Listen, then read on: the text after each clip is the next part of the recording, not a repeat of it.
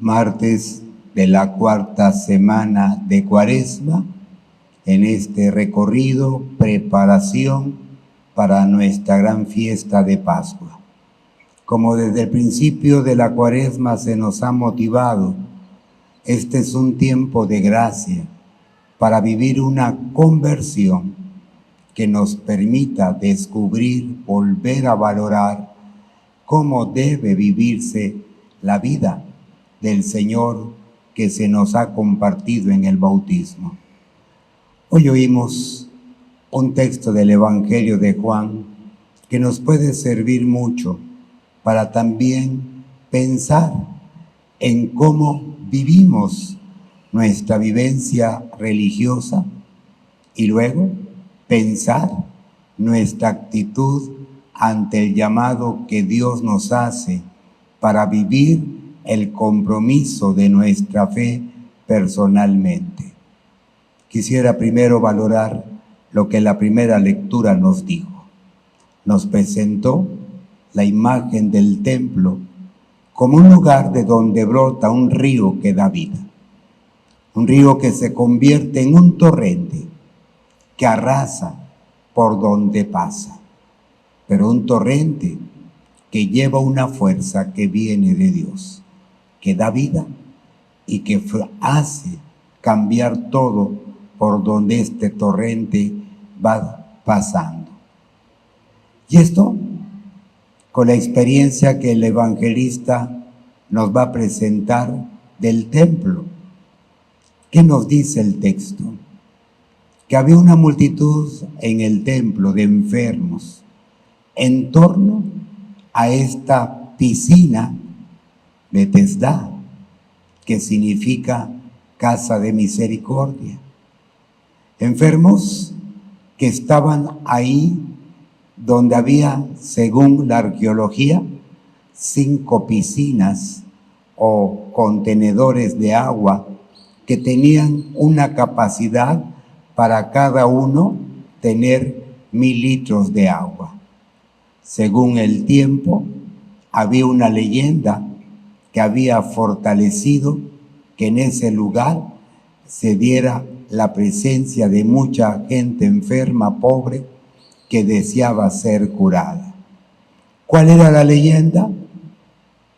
Que todas las mañanas bajaba un ángel del cielo y movía el agua. Entonces, que el primer enfermo que entrara al agua quedaba curado. Y la gente pobre, que no tenía para pagar su curación, pues era para ellos su esperanza. Buscar ahí un poco de consuelo, de ese deseo de ser curados. A veces lo vemos con la gente que sigue teniendo en el fondo en su fe esa esperanza.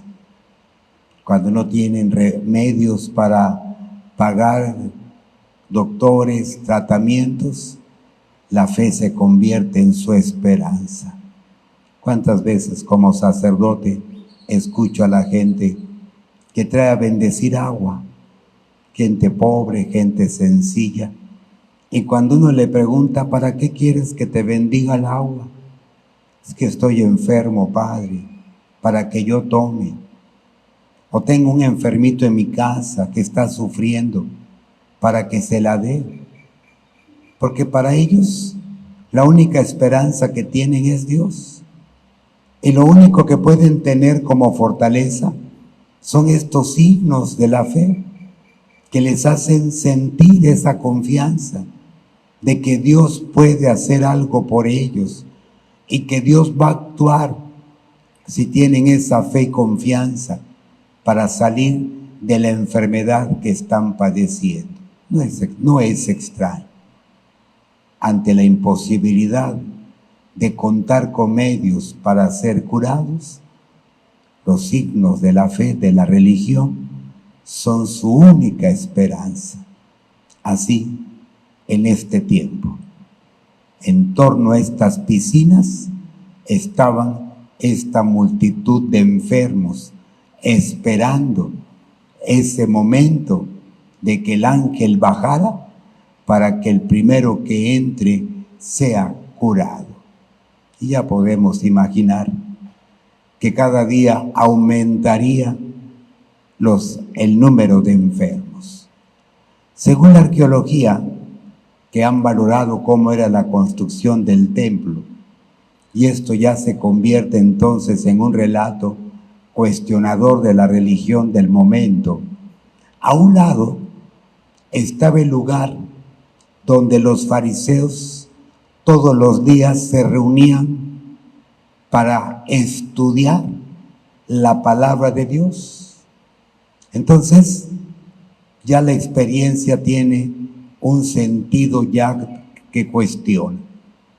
Por un lado, un gran grupo de personas leyendo la Biblia, estudiando lo que hoy llamamos el Antiguo Testamento, creyendo que bajo esa experiencia estaban cumpliendo la voluntad de Dios, y a un lado, una multitud de enfermos que sufrían. Ya nos puede dar una idea entonces de lo que el texto tiene también como finalidad ayudarnos a pensar. La indiferencia de un lugar de donde debía brotar ese torrente de agua que llevara vida, y que en ese momento la indiferencia es lo que se estaba dando. Ninguno de ellos se fijaba en el dolor de aquella multitud de enfermos. Dice el texto, el Señor se acerca, Él se acerca a un hombre que llevaba 38 años enfermo. Y Él, primero vamos a valorar su reacción. Dice, no tengo nadie, que ya viene a ser una experiencia de indiferencia de la gente. Nadie me acerca. El Señor lo cura, y después, cuando lo ven aquellos hombres muy religiosos, va a quedar en claro este primer signo que expresa la indiferencia del templo. Van a cuestionar por qué hubo un hombre que quebrantó las normas del templo y de la religión.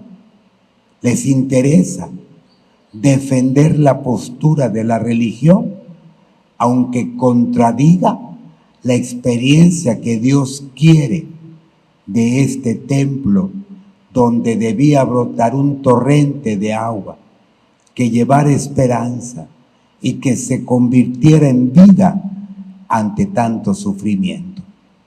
A ellos lo único que les interesó es quién fue el que se atrevió a quebrantar una norma del templo. Hoy lo analizamos y lo valoramos, porque pareciera que esta realidad de indiferencia empieza a ser algo que también ya en nosotros se da.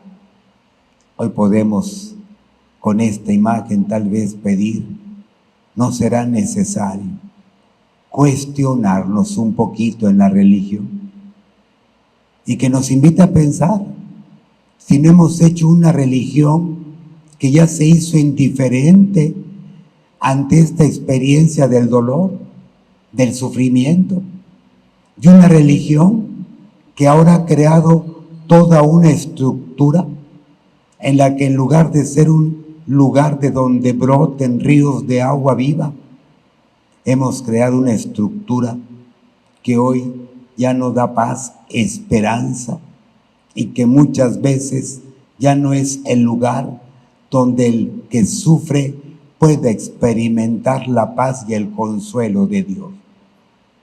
Mucho se nos ha cuestionado, mucho de las prácticas religiosas que tenemos. Muchos han visto y nos han señalado una experiencia de una religión que parece ya se hizo insensible ante el sufrimiento y el dolor humano. El Papa Francisco nos recordaba en el año de la misericordia que nos pidió que la misericordia es el rostro de Dios. Y cuando vamos cuestionando la vida de la iglesia, la estructura que ya hicimos, creo que no podemos decir que no estamos igual que estos hombres del tiempo del Señor. Hoy nuestros ambientes de iglesia vivimos más preocupados por cosas sin importancia. Sorprende oír, por ejemplo, en las comunidades, parroquias, los mayores problemas son qué uniformes se van a poner los grupos, ¿no? Y a veces, hasta por eso, convierten la iglesia en un lugar de privilegio. Se acerca el que pueda tener su uniforme, el que no tenga uniforme que ni se acerque, ¿no? Van a participar los que se prepararon, los que no se preparan para ciertas actividades no pueden ya tener presencia. Hemos hecho una iglesia tal vez que se ha vuelto indiferente, que ha creado una estructura donde ya la experiencia de la misericordia de Dios no es la que se experimenta. ¿Cuánta gente a lo mejor podrá decirnos, me acerqué buscando en ustedes paz, consuelo, experimentar el amor de un Dios que dicen da vida, que dicen que ante el dolor da consuelo? Y me encontré con una experiencia que me hizo experimentar rechazo, que me hizo experimentar no la paz, sino una experiencia que me dejó más daño en el momento que estaba pasando. Y por eso nos debe invitar a pensar qué tipo de religión estamos viviendo y qué experiencia de Dios estamos viviendo y que los demás ven en nosotros. Por eso, todo el simbolismo del texto, la casa de la misericordia, el lugar de la misericordia, el torrente de agua viva, es una experiencia de nombre, porque la indiferencia es lo que dominaba. Por eso, cuando uno va leyendo el relato, nos queda claro que no vaya a pasarnos y que no sean nuestros templos y religiosidad más que una experiencia de misericordia, una estructura de poder que aleja, que no permite a otros descubrir la misericordia de Dios y que no da vida a los que buscan y necesitan que Dios actúe en su vida. Pero también podemos fijarnos en la actitud de este hombre enfermo. El Señor se acercó y Él le dice, ¿qué quieres que haga por ti? Yo puedo curarte. Y en lugar de que le diga, sí Señor, quiero que me cures, reacciona con una reacción de pesimismo que sorprende. No tengo nadie que me acerque. Oye, no te está preguntando por qué no te has curado, sino qué puedo hacer, quieres que te cure. No te está cuestionando por qué no te curaste, qué quieres que haga por ti. Y responde con un pesimismo sorprendente. Se entiende. 38 años sin que nadie se interese.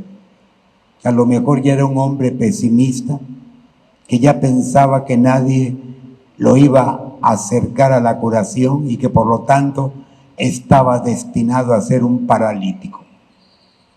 Una mentalidad de resignación, conformismo, pero muy peligrosa y pobre.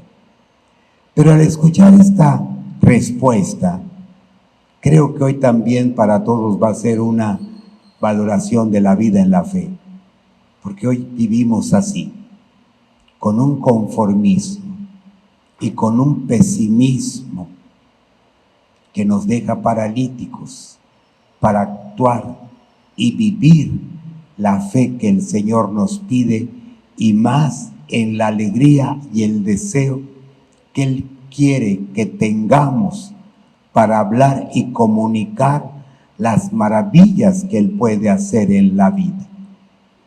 Hoy hemos caído en un pesimismo ante una sociedad que va cambiando, ante un ambiente humano que nos está dejando fuera, quitando espacios, ante una sociedad que se va estructurando con un deseo de que Dios desaparezca de esta sociedad, situaciones humanas, y nosotros, como el paralítico, ya no se puede hacer nada. ¿Qué podemos hacer?